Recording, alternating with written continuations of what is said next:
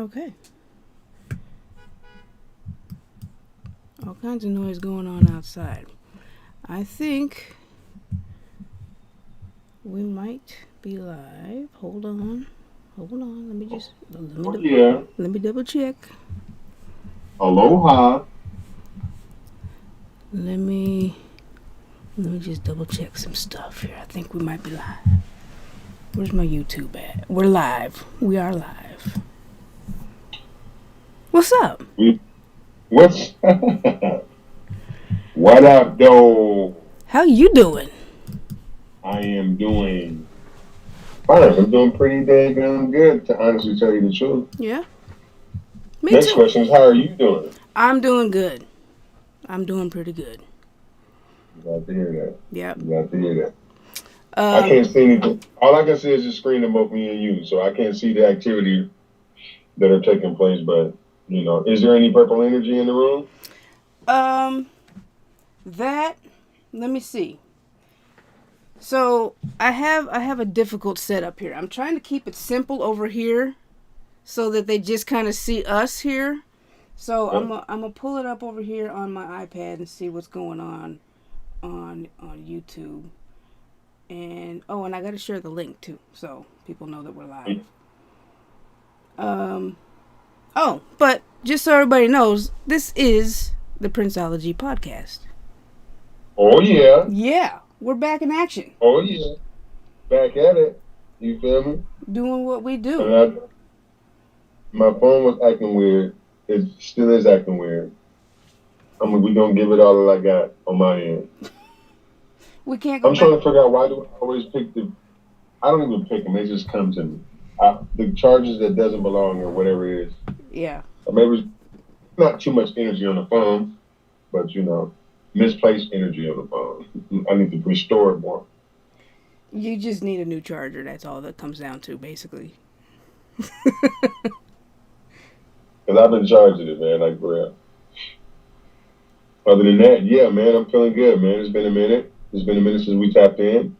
I'm You slid me the song. I've checked out the song. The song is phenomenal. It's a very powerful song. Mm-hmm. It says a lot. Yep. Name of it is Avalanche, right? Avalanche. So Avalanche, for Yeah. those that don't know, comes from the One Night Alone piano CD, the piano and solo CD that he did back in 2002. Mm. Um, that was one of the controversial songs off of that CD that Mm.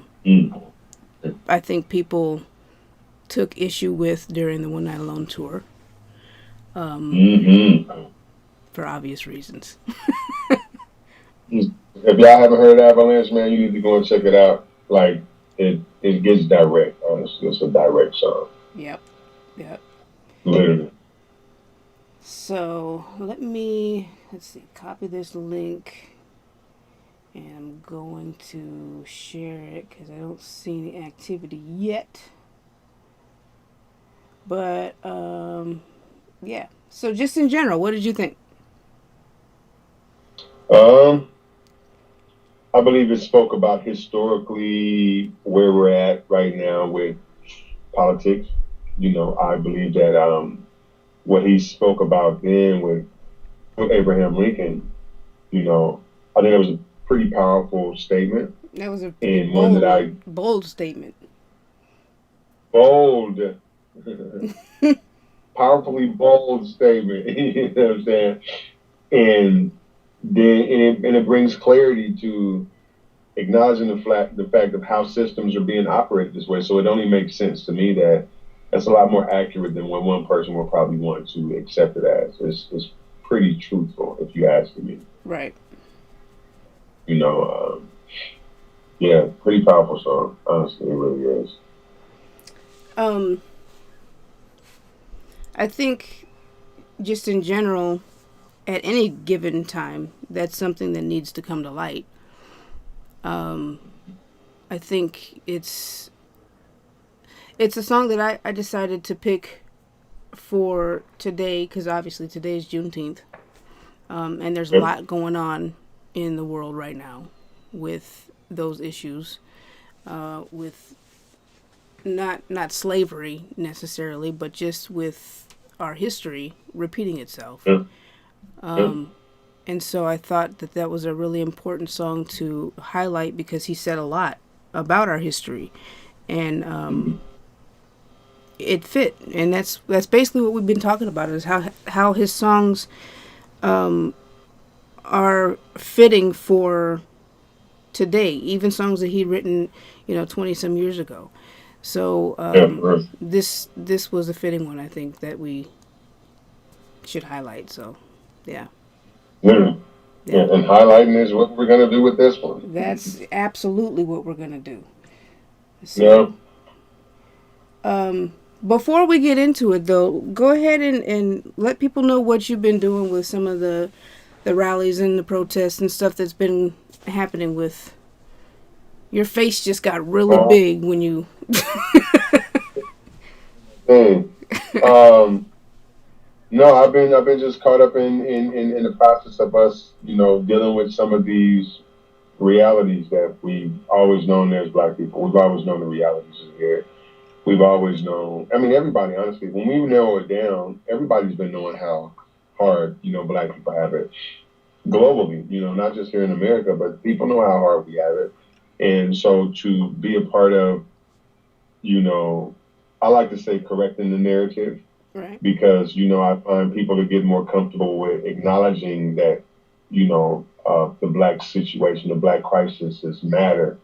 You know, I'm like, change the narrative. What are you going to do? What?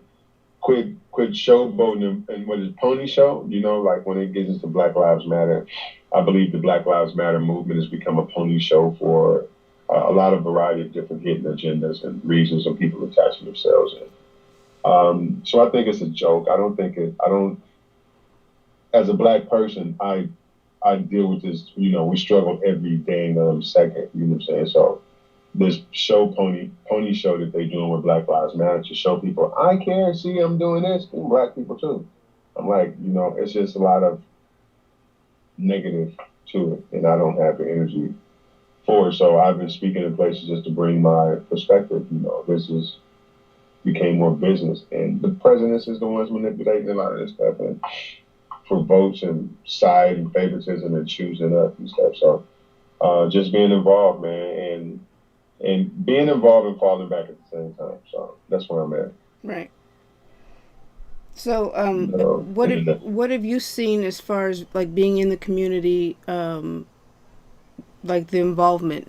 What have you seen as far as has there been a positive, um, like Hey, man, positive feedback as far as like the racial involvement, everybody coming together and things like that.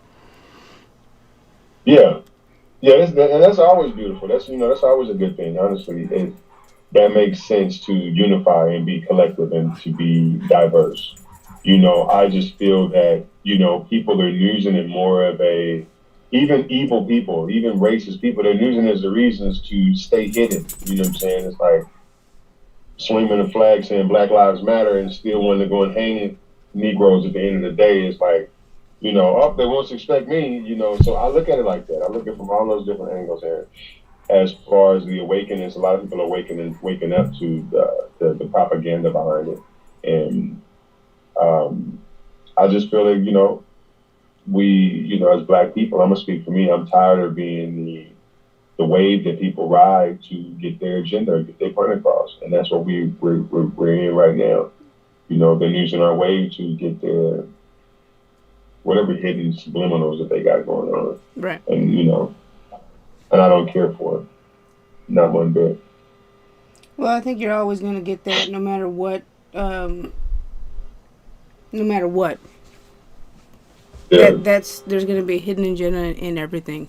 There's going to be positive and negative in everything, and it's unfortunate. But especially when it comes to trying to make a difference and a change in something that's so big, and that's so needed, you know, Mm-hmm. because there's going to be those people, whether it be a minority or a majority, that are going to want to stop that from happening. And if it's something that's going to be a positive change at the end of the day, that that negative agenda, it's going to rear its ugly head, and it's going to show. Really? But I think in this case, the way things are right now, because things have kind of blown up so big, just, I mean, I haven't been like in the middle of protests and stuff like that, but just kind of as an outsider looking in, it seems like there's been more of a positive shift right now. Mm-hmm. And people are doing, or at least saying more and doing more to recognize that change needs to happen. And I think that's Yeah. a good start anyway. You know, Yeah. of course, action speaks louder than words, so more needs to happen than words need to be said. But I think the recognition is a good start. So hopefully something will come of that. Yeah. It will. Yeah. You know, and a lot of grassroots people, like I said, there's so many people on the ground that's doing the work. There's so many people putting in effort. Their kids is putting in so much effort to bring awareness to this crisis that they're witnessing for their first times, and it's just sad because even all of the little people are being overlooked. The grassroots organizations, the ones who sweat behind the scenes, they're all being overlooked because of this shadowing Black Lives Matter slogan or move. Nobody can tell me predominantly what organization within their community is actively on the ground, but they can tell me exactly who Black Lives Matter is. And that really doesn't even bring contribution back to the people. It becomes whatever its agenda is to generate money for whatever hidden reasons. Right. So it's a lot, and I don't get wrapped up into it. Yeah. That's my thing. I just do my thing. Yeah. Well, at the end of the day, as long as positive change is coming, I think that's where we need to focus. And And it's Avalanche. It's avalanche, Avalanche right now. avalanche. So let's jump into that. It's So the Avalanche of pain. let's jump into these lyrics. Yes, let's do that. All right. Yes, So indeed. it Heck says, yes. he says, he was not or never had been in favor of setting our people free. If it Mm. if it wasn't for the 13th Amendment, we would have been born in slavery. He was I not mean, or never had been in favor of letting us vote, so you see. Abraham Lincoln was a racist who said you cannot escape from history. mm, He just mm, mm. came out swinging right there. Off the top. Yeah.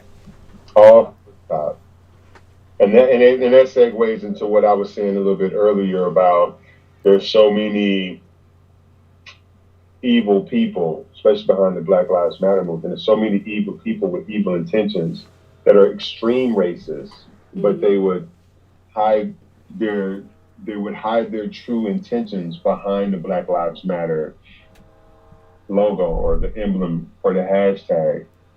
And just like he didn't really want to set people free, he didn't really want to free slaves. But since you got it in the Constitution, I guess I'll go ahead and act like I want to be a part of this free emancipation thing. I don't want to free these people, but when the eyes are on you, then that's where we at. And so, I get that 100%.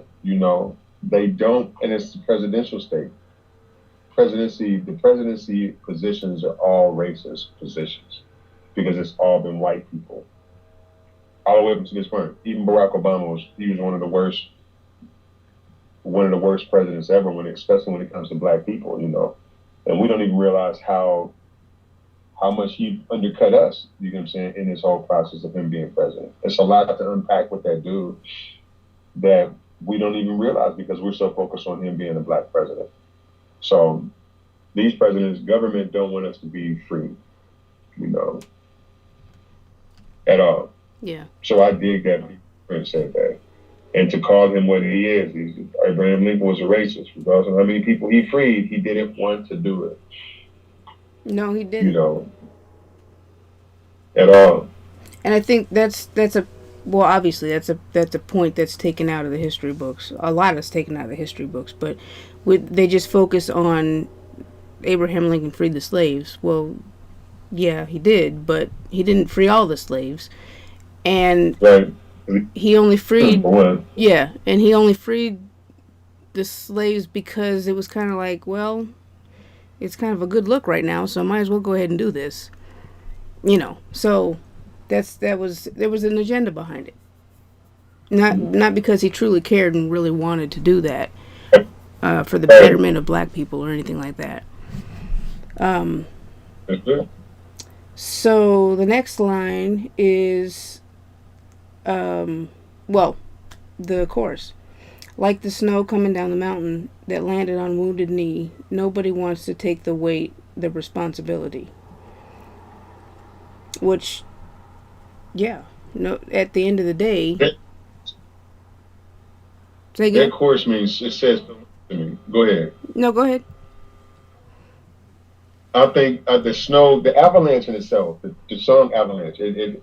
I'm thinking colonization. I'm thinking gentrification. I'm thinking white superiority. I'm thinking hierarchy, white hierarchy. I'm thinking white racism at its awesome extreme level because the white snow that fell on Wounded Knee. That was a war between whites and Native Americans at Wounded Knee. The white folks colonized, and they crowded like an avalanche would do, and they flooded the space and the territory with their. And the avalanche is not something that's a simple thing. An avalanche is very dangerous, and it's all snow for the most part. Besides, I'm talking about avalanche. It's all snow. It's white snow. That shuts stuff down. You get what I'm saying? And so when I hear him specify the concept of snow, falling snow, I just put those two pieces together in my own piece. That's what I take from it. I Yeah, think he's referring to snow as racist white culture, not white culture, but racist extreme white culture. right. Yeah, I mean, pretty much. Um, so the Wounded Knee massacre, also called the Battle of Wounded Knee, was a domestic massacre of several hundred Lakota people, almost half of whom were women and children, by soldiers of the United States Army, for those that don't know. Mm-hmm.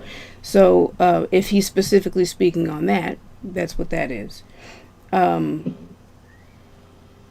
and yeah, and nobody wants to take the weight, the responsibility. At the end of the day, when it comes to like things like this, killing women and children, for example, nobody wants to take the responsibility of that. For real. Um, For real. and and I understand, like, as a person in the army, you don't really have a choice but to do what you're put in there to do, but you don't want to take that responsibility on, because Mm-hmm. who wants to be the one that's responsible for killing up a bunch of people that really didn't do anything and didn't deserve Yeah. that, or Mm-hmm. weren't really your enemy, you Yeah. know. And when it comes down to slavery, nobody wants to take on that responsibility. Nobody wants to take on the responsibility of all of the stuff that's going on right now. The reason that black people feel the way that they still feel right now. Yeah. And on the other side of that, I understand that there's no white person alive right now that has slaves right now, ideally, but Mm-hmm. it's not taking on the responsibility necessarily of your ancestors, but it's understanding what they did. That's In the order for you to have the position that you have now, right. or the privilege. That Right. So that's the responsibility that you have. Not necessarily taking on that weight of what they did, but just taking on the responsibility of understanding your your privilege. Yeah, for real. You know. Yeah. And then Um, what do you do with this knowledge now that you have it? right. Do you make right? Do you make right by it, or do you just say, well, I feel sorry for you guys. I didn't tell my ancestors to set me up for success, but since they did it, I'm gonna just be successful. Then it's like, okay, well, damn, you're an extremist. Now it becomes something less racist embedded into it by accepting it and moving forward with no intent to correct errors or whatever. Because we, as Black people, we're still trying to fight to be redeemed from pressures of our ancestors, and so we have to keep scrapping this stuff. Yep. Yep. Um, Um. Okay, so the next line: hear the joyous sound of freedom, the Harlem Renaissance. Hear Duke Ellington and his band kick another jungle jam. Oh, do you want to dance? Um, what do you get from that? um, I mean, Renaissance was a big thing. That was a big moment. Um, I'm not clear on who the band is. So the Harlem Renaissance was an intellectual, social, and artistic explosion centered in Harlem, Manhattan, New York City, spanning the 1920s. Let's see. Let's read further on that. The it says at the time it was known as the New Negro Movement, named after the New Negro, a 1925 anthology edited by Elaine Locke. The movement also included the new African American culture expressions across the urban areas in the Northeast and Midwest United States affected by the Great Migration of the Harlem, of which Harlem was the largest. Yeah. So basically, it was, from what I'm getting from that, I would assume mostly musicians and other artistic African Americans that were in the Harlem, I guess in the Harlem area back in that time frame, which I would guess that would be 1920s. That in itself is a hard time for Black folks. But you know, to try to make it as a musician or some sort of an artist and being Black back then, but that's probably the only thing that they could do.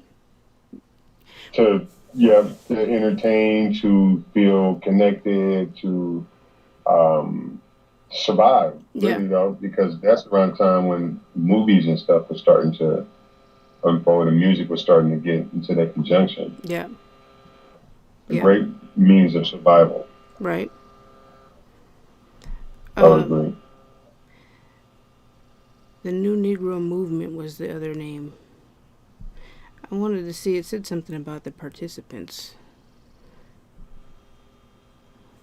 So that in itself was an empowerment moment for Black people.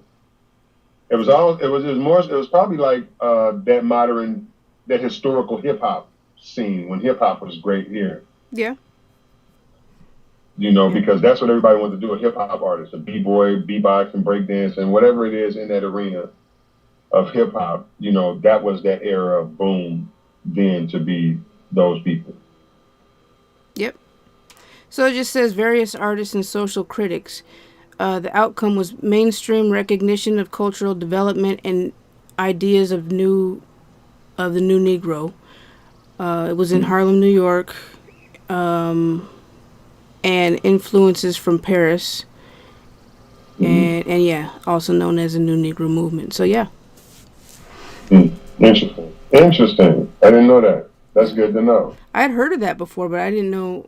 Until now, I didn't know about the details of that. Learn something new.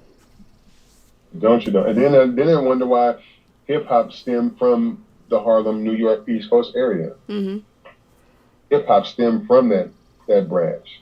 Hippity hip hop, hippity don't stop it, rock it to the. I just want to throw that hip hop, Yep. and that all stemmed from Harlem. Yeah. So in the 20s and even now, when hip hop culture became one, those still historical movements became that is similarity. So if I want to study modern day hip hop, I should be able to go to the Harlem Renaissance, Mhm. right? Yep. It says hear the joyous sounds of freedom, the Harlem Renaissance. So, um, yeah. So, I mean, Through music, they express their yeah, their their right joy and being able to be free unity. and be Yeah, yeah. Um, and that's the same thing for Black people. Ain't that? That's crazy.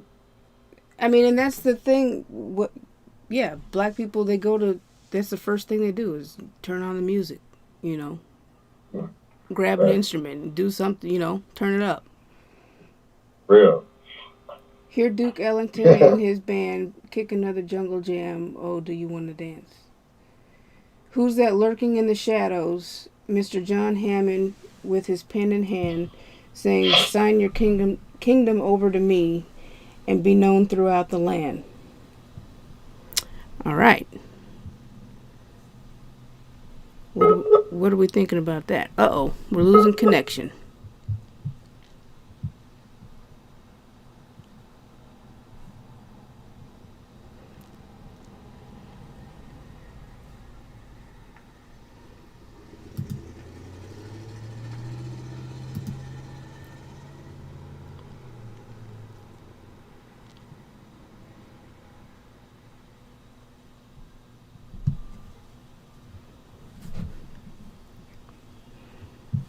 Let's see if we can get him back.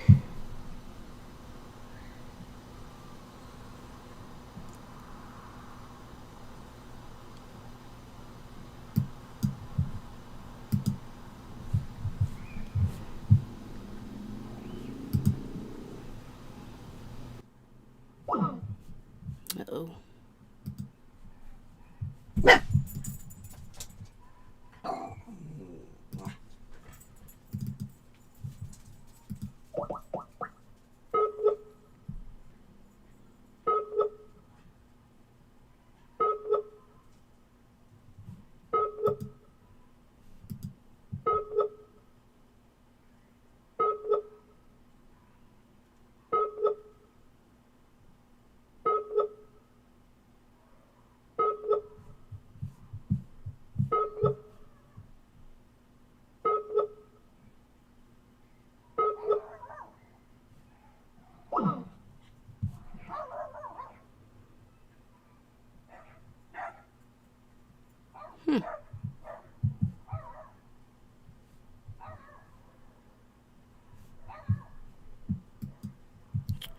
Okay, we're gonna figure it out.